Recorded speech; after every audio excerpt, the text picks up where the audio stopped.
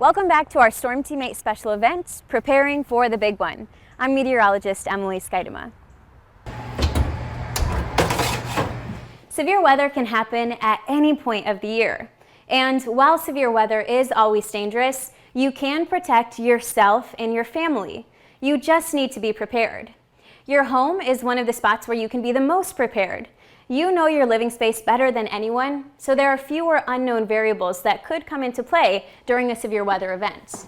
If you live in a house, make sure you go to the lowest level possible and away from any windows during severe weather. The basement is always going to be the safest spot. If your home doesn't have a basement, still head to the lowest level away from any windows. Something like an interior closet or a bathroom will work well. Once you're in your safe spot, there are a few things you might want to have with you. Flying debris is what harms most people during a severe weather event, so something like a helmet can help to keep you safe.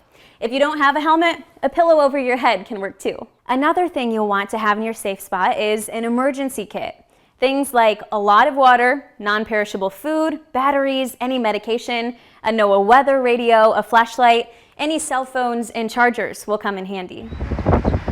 For those of you who live in any sort of mobile home, preparation is going to be extra important. Unfortunately, mobile homes are very susceptible to storm damage, so they are never a safe place to be during a severe weather event.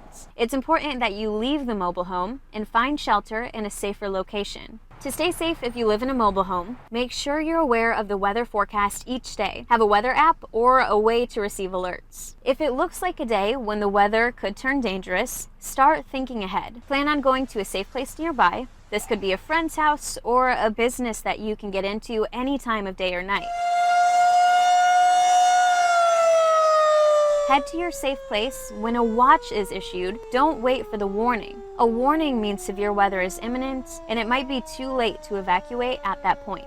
If you are still in your mobile home when severe weather is bearing down, the best thing to do is still to leave the mobile home.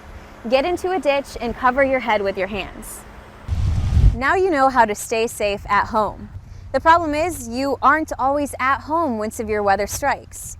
There are a few reasons why the beach is a less than ideal place to be during severe weather. You're likely going to be a ways away from the safety of your car or a shelter, and also you might not even hear the sound of thunder over the crashing waves.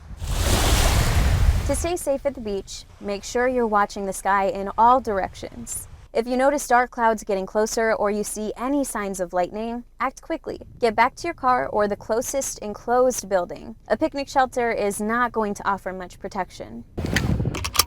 A car is also not a safe place to be during severe weather. Tornadoes and large hail damaging winds, they can make a simple drive turn dangerous very quickly.